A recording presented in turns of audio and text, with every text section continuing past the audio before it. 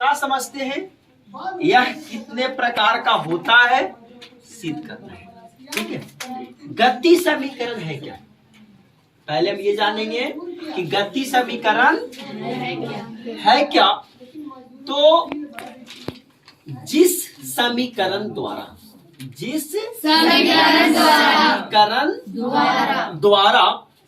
किसी सरल रेखा पर जिस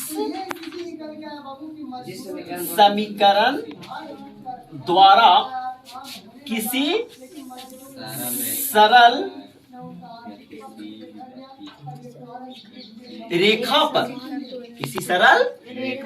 रेखा पर एक समान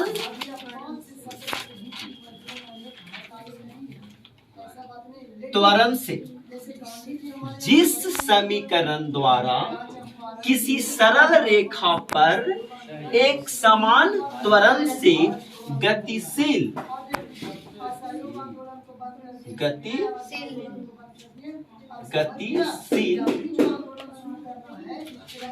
वस्तु के गति का अध्ययन किया जाता है या वर्णन किया जाता है, उसे हम क्या कहते हैं? उसे गति समीकरण या शुद्ध गतिकीय समीकरण। कहीं क्या आपको गतिकीय समीकरण मिल सकता है, शुद्ध गतिकीय समीकरण मिल सकता है, या ओनली फॉर गति समीकरण भी मिल सकता है। गति समीकरण कोई दिक्कत? एक आप इसको जिस समीकरण द्वारा गतिकीय समीकरण का परिभाषा देना है ना हमको, तो जिस समीकरण द्वारा किसी सरल रेखा पर एक समान त्वरण से गतिशील वस्तु के गति का अध्ययन किया, एक समान त्वरण से गतिशील वस्तु के गति का अध्ययन किया जाता है, उसे क्या कहते हैं? गतिकीय समीकरण कहते हैं। ये त्वरण क्या है बाबू?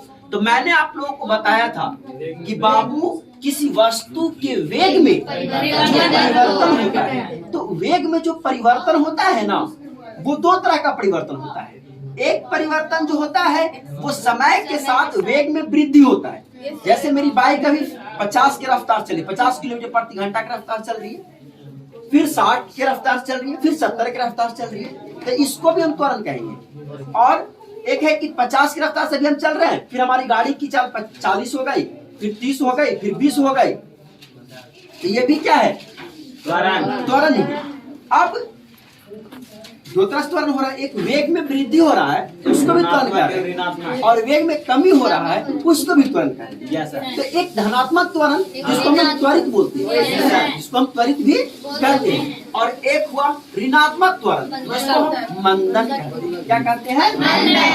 मंदन कहते हैं। अब ये त्वरण की जो होता है बाबू, मतलब वेग में जो परिवर्तन होता है, एक समान समय में समान चाल में वृद्धि होता है। जैसे मेरी गाड़ी 50 की रफ्तार चल रही थी और हर 5 मिनट पर 10-10 किलोमीटर प्रति घंटा का रफ्तार क्या हो रहा है? बढ़ रहा है।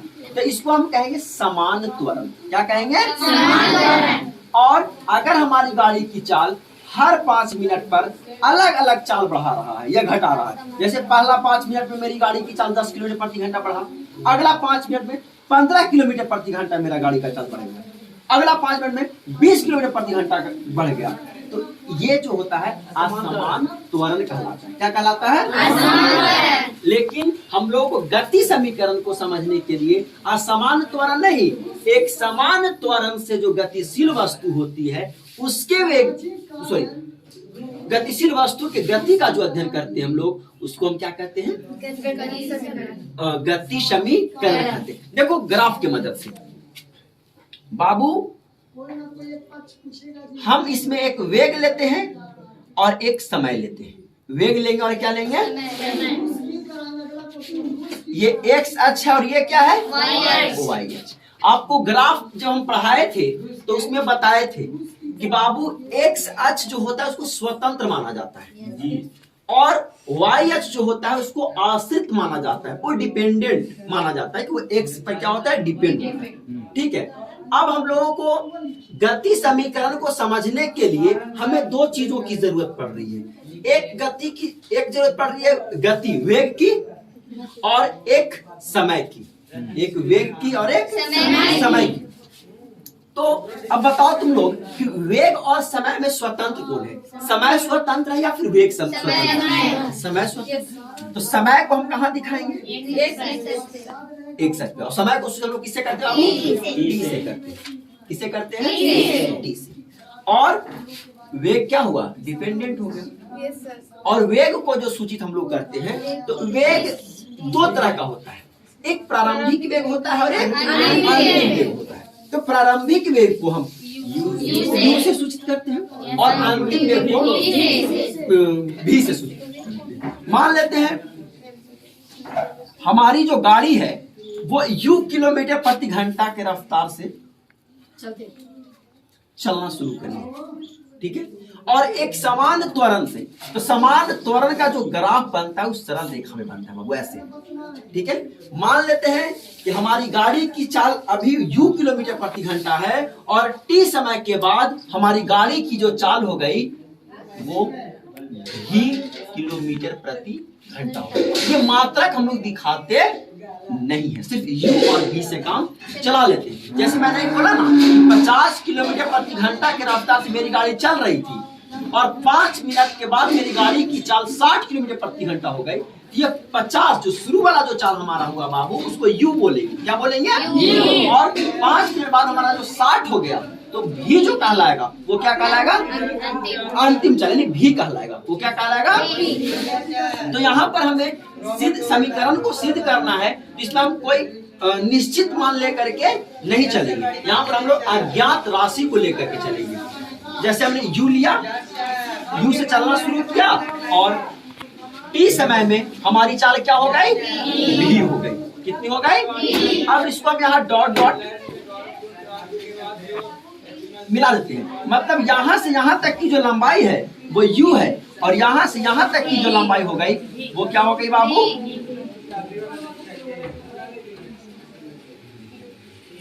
v। कोई दिक्कत है क्या? कोई दिक्कत है? अब इस ग्राफ को पूरा करते थे, डॉट डॉट डॉट डॉट कर लो और इसको भी आप ऐसे मिला दे सकते हो। कोई दिक्कत है क्या? देखो यहाँ से हम चलना शुरू किए और t समय में हमारी जो चाल हो गई वो कितनी हो गई? v हो गई। कितनी हो गई? v। तो अब इसका जो आप अध्ययन करोगे, है ना, इससे जिस समीकरण का आप अध्ययन करोगे, जिस समीकरण को आप प्राप्त करोगे, वही कहलाता है क्या? गतिकीय समीकरण या गति समीकरण। फिर से सुन लेना, गति समीकरण है क्या? तो जिस समीकरण द्वारा किसी सरल रेखा पर एक समान त्वरण से गतिशील वस्तु के गति का अध्ययन किया जाता है, उसको हम क्या कहते हैं? गतिकीय समीकरण कहा जाता है। यहाँ पर मैंने क्या लिया? त्वरण। त्वरण में क्या होता है? त्वरण का परिभाषा आप जानते हो ना? वेग में परिवर्तन, दर को त्वरण कहते हैं। तो वेग में परिवर्तन मतलब हमको वेग चाहिए और क्या चाहिए? समय चाहिए। मैंने x अक्ष बनाया और y अक्ष बनाया। अब हमको वेग लेना है और समय लेना है। दोनों में स्वतंत्र कौन है? समय स्वतंत्र है। तो हमने समय को कहाँ दिखाया? x अक्ष पर दिखाया। और जो बच गया वो क्या हो गया? आश्रित हो गया। मैंने उसको कहाँ दिखाया? y अक्ष पर दिखाया। अब हमारी गाड़ी u से चलना शुरू करिए, है ना, और एक समान त्वरण से मेरी गाड़ी का वेग कहाँ तक पहुंच गया? v तक पहुंच गया। एक t समय में हमारी गाड़ी की चाल क्या हो गई बाबू? v हो गई। तो अब इसको हम डॉट डॉट यहाँ पर इसलिए मिलाएं कि यहाँ से यहाँ तक की लंबाई क्या है? ये u, और यहाँ से यहाँ तक की लंबाई क्या हो गई? v हो गई। जैसे आप लोग जब ग्राफ खींच रहे थे तो 1 2 3 4 ऐसा लिखते थे ना, है? तो ये जो बोल रहे हो, अगर मान लेते कि हमारी गाड़ी की चाल 1 किलोमीटर प्रति घंटा है, तो ये एक यहाँ से यहाँ तक की लंबाई तो हुई। अगर मेरी गाड़ी की चाल 3 हो गई है तो मेरी यहाँ से यहाँ तक की लंबाई हुई थी, है? तो वही चीज मैंने यहाँ दिखाया कि यहाँ से यहाँ तक ये u हुआ और ये पूरा क्या हो गया? v हो गया। तो गति समीकरण जो होते हैं वो 3 प्रकार के होते हैं। कितने प्रकार के होते हैं? तो हम यहाँ लिख देंगे, यह निम्नलिखित 3 प्रकार के होता है। पहला प्रथम गति के समीकरण, पहला वाले को क्या कहते हैं? प्रथम गति के समीकरण। और प्रथम गति के समीकरण का एक और नाम है क्या? वेग समय समीकरण। वेग समय समीकरण। दूसरा है द्वितीय गति के समीकरण। द्वितीय गति के समीकरण। और इसका नाम है बाबू विस्थापन। विस्थापन समय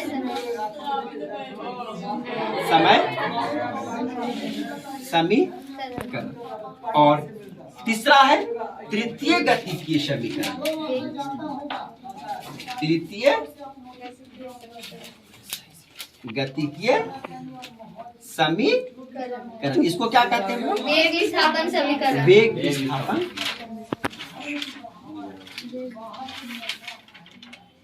विस्थापन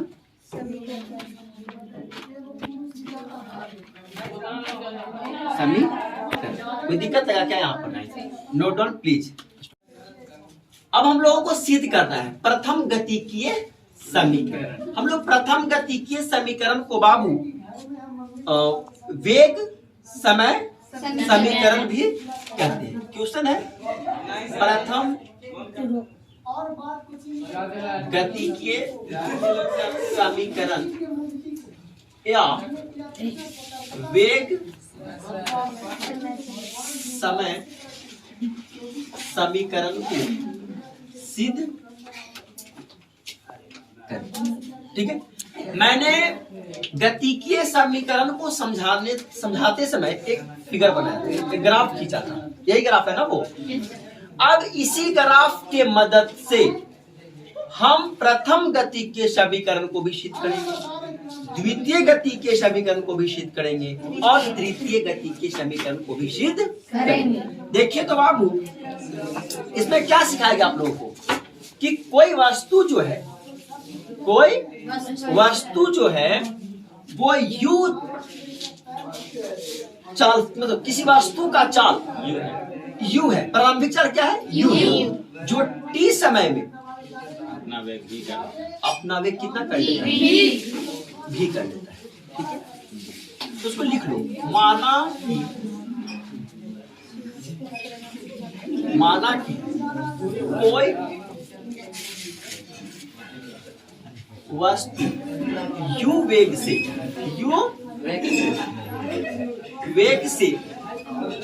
चलना प्रारंभ करती है। माना कि कोई वस्तु यू वेग से चलना प्रारंभ करती है और टी समय के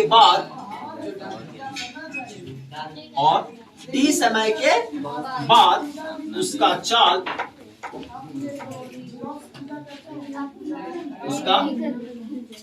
चाल क्या लिखे? वेग ही ना, उसका वेग भी हो जाता है। माना कि कोई वस्तु जो है यू वेग से चलना प्रारंभ करती है और टी समय के बाद, क्वेश्चन था प्रथम गति समीकरण या वेग समय समीकरण को सिद्ध करें, है ना। मैंने आप लोगों को गतिकीय समीकरण का परिभाषा जब दे रहा था तो उस वक्त इस फिगर की जरूरत पड़ी थी, इस ग्राफ का।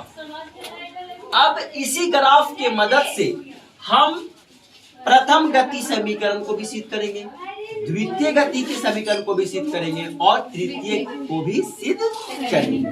तो पहले हम लोग प्रथम को करते हैं। तो प्रथम गति के समीकरण को सिद्ध करने के लिए हम लोगों को देखना है कि माना कि कोई वस्तु, देखिए कोई वस्तु है जो यू वेग से अपना चाल को क्या कर रहा है? बढ़ा रहा है। तो कोई वस्तु यू वेग से चलना प्रारंभ करती है और टी समय के बाद उसका वेग कितना हो जाता है? भी हो जाता है, जैसा कि यहाँ हम लोग देख रहे हैं। ठीक है, अब देखिए ये ढाल जो दिख रहा है ना आपको, अभी मैं इसको हटा देता हूँ, ठीक है। ये यहाँ से यहाँ तक यू है ना, यहाँ से यहाँ तक ये भी यू होगा बाबू, होगा ना। और यहाँ से ये भी हो गया ना, ये भी जो होगा ये पूरा ना होगा, कोई दिक्कत है क्या? ग्राफ में जो ढाल होता है वो किसको सूचित करता है बताइए तो आप लोग, सिखाए हैं ना आप लोग कि बाबू ग्राफ में जो ढाल होता है वो त्वरण को सूचित करता है। किसको सूचित करता है? त्वरण। और त्वरण निकालने के लिए हम लोग क्या करते हैं कि ग्राफ में जो लंब और आधार जो होता है, ठीक है ना, ये ढाल निकालने के लिए हम लोग लंब और आधार का अनुपात है, यानी त्वरण बराबर, नाम नहीं दिया हुआ है, नाम दे देते हैं ए बी, इसका नाम दे देते हैं सी, ये तो नाम ओ है इसका, ठीक है। और ये टी समय के बाद यहाँ नाम दे दो तुम बी, ठीक है। ए बी सी कुछ भी नाम दे सकते हैं। तो ढाल बराबर, तो ये लंब, ये क्या है? बीसी है ना, बीसी। और ये आधार क्या है? कोई दिक्कत हुआ? अब देखिए ये त्वरण को सूचित हम लोग किस चीज से करते हैं? ए से। ये बीसी, बीसी देखो तो ये है ना, ये बीसी के जगह पर हम पीसी माइनस बीपी लिख सकते हैं, जड़ से सबको जोड़ेंगे नीचे से, ठीक है ना। ये बीसी जो है उसको हम पीसी माइनस पीबी लिख सकते हैं ना, हम लिखेंगे PC minus PB, PC minus PB, PC minus PB, और बटा में क्या? ए बी है तो आगे देखिए, ए है तो पीसी, ये पीसी देखो तो कितना है बाबू? भी है। पीबी कितना है? यू। और ए बी क्या है देखो तो, ए बी ओपी है ना, टी समय लगा है ना यहाँ तक आने में, तो ये ओ कि हम इसको ही बोल सकते हैं, ये भी क्या हो जाएगा आपका? अब नीचे कुछ क्या देंगे? अब आप लोगों को हम सिखाए हैं कि दो भिन्न और बीच में क्या हो, तो क्रॉस मल्टीप्लिकेशन है ना, यानी v माइनस यू एक में करेगा तो v माइनस यू बराबर क्या? 80। v बराबर माइनस यू बराबर के बाद u प्लस, यही है प्रथम गति के समीकरण। यानी प्रथम गति के समीकरण को सिद्ध करने से पहले आपको गति के समीकरण का परिभाषा आना चाहिए और उसका ग्राफ आना चाहिए इसमें से, ठीक है। जब मैंने आपको गति के समीकरण को समझाया था तो बताया था कि जिस समीकरण से